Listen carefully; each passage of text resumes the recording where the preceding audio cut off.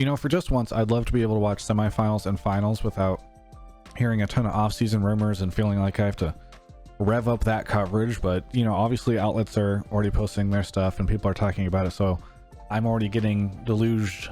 Is that deluged? Whatever. With a ton of comments about this. And so I guess it's time for me to officially start my off-season coverage now.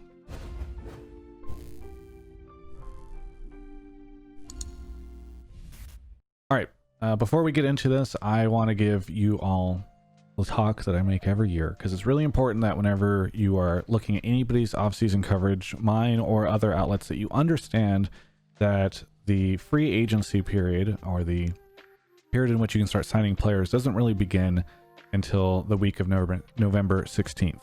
So, you know, even though you might hear a rumor, I may say something, you know, even in a world where it's like, oh, these two teams have come to terms, sometimes that stuff falls through.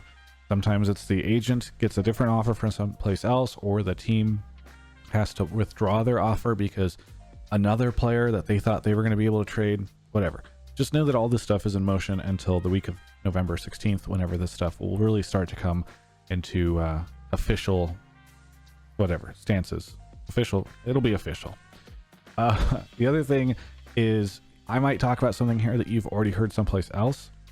I actually can't keep up with what people are saying on their streams or what people are writing, and there's a ton of people that are covering the stuff now. So if you hear something from me, you know, I don't have like an editorial team that can keep me up to date on all this stuff. So just make sure you go look at other people's stuff, because maybe somebody else has already said this. Finally, I'm going to be doing several of these videos over the next couple of weeks, I imagine. So if you don't want to miss that, be sure to subscribe to the channel. I'm trying to hit 200K, and so that would be very helpful. Anyway, let's get into some of this. So first off, you know, we're going to start with 100T. I don't know too much about what they're doing right now. They're usually pretty hard to figure out, but I have heard one thing, which is that they are trying to figure out what to do in the ADC position. So I've heard they are both interested in Johnson and FBI.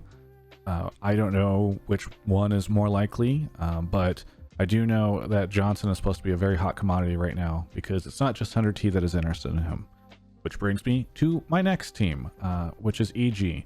So I've heard that Bang is out and that Irene, their coach, is out. So if Bang is no longer on this team, it makes sense that they would be bidding on Johnson, which is what I've heard. And so we're going to have to see. I imagine that this team will make other changes, but I just haven't heard too much besides what I just told you. The Immortals thing, it's interesting. I don't know what is happening other than one thing, which is supposedly they have obtained the services of Giotto as the coach. And so I think he's going to have a pretty big role in rebuilding that team. That is my understanding, is that they kind of like want to reboot it. And he, for those of you that don't know, was formerly a Fnatic coach. He's just a cool guy. I don't know. We'll see. I'm excited to have him in North America. Now, some more spicy stuff, which is TL. Now, TL historically has moved very quickly in the offseason. It doesn't surprise me that I'm already hearing a ton about what is going on over there. And I know I did a video. In fact, actually, I forgot to mention this. Go look at the video I did from before. I will link it in the description or at the end of this video, talking about which players have contracts that are ending. And I mentioned that TL would possibly see a lot of movement because of how many of their players are ending their contracts, and Kane is ending his contract too. So it is not a surprise to me that Impact and Broxa, who had contracts that were ending, will supposedly no longer be competing for the team. To that end, I have heard that they are looking to replace Impact with Alfari, and that deal, at least at this stage, is looking very likely.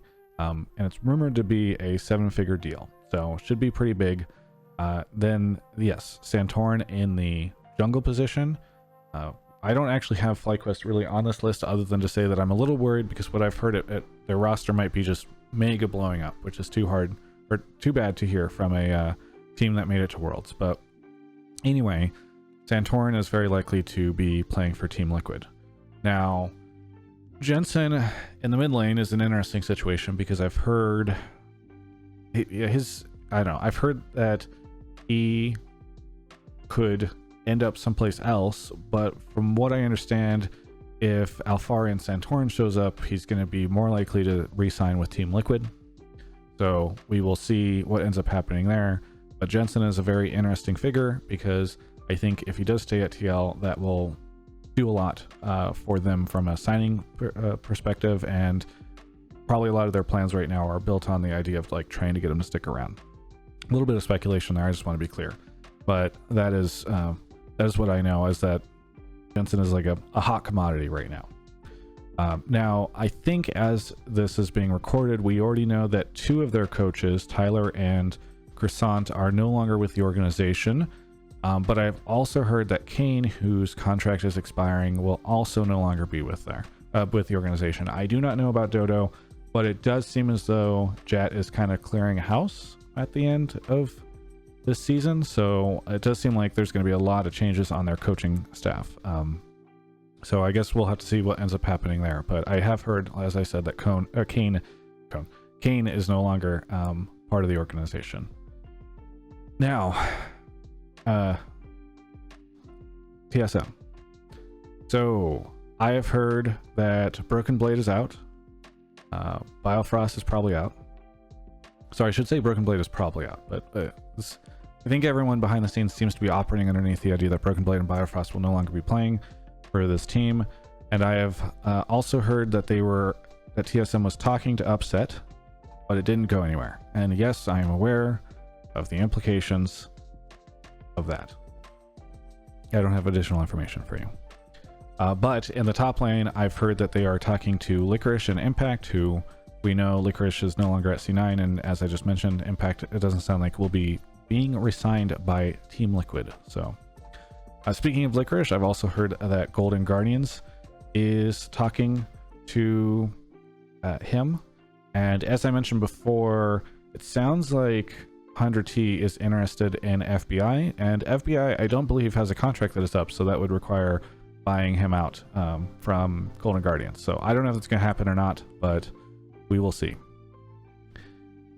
With Dignitas, it does seem like there's going to be some pretty big changes there. As mentioned previously, it seems like Johnson is up to be potentially acquired or have his contract acquired from a different team.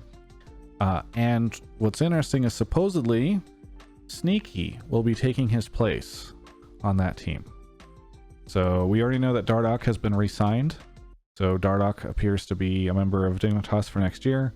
But Sneaky might be making his triumphant return to the LCS as a member of Dignitas.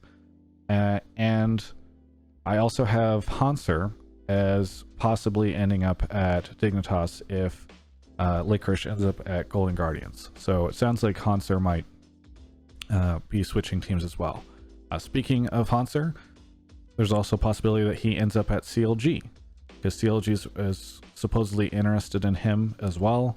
And I guess I've also heard that Deathly, who I believe is at EG right now, I actually don't know if his contract is up. I don't think it is, but whatever. I've heard that Deathly may also be going to CLG as well.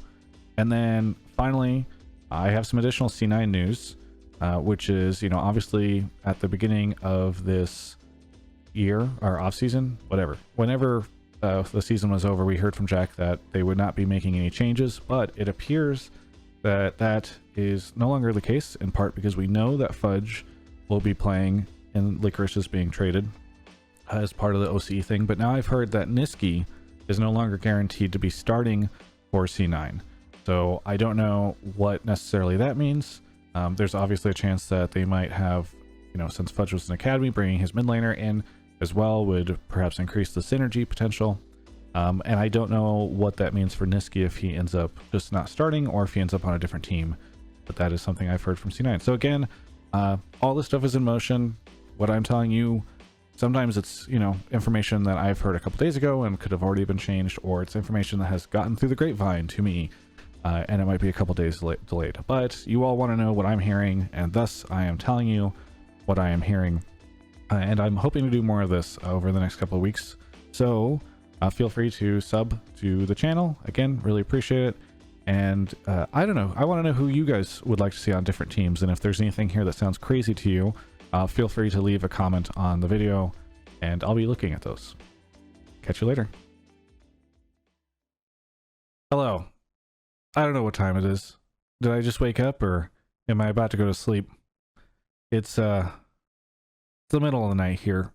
But guess what? In Shanghai, it's the middle of the day. And so that's what I'm thinking about right now. As well as alienware.com/Travis. You could save 10% off your order with Travis 10 off Q3. There's a link in the video description below.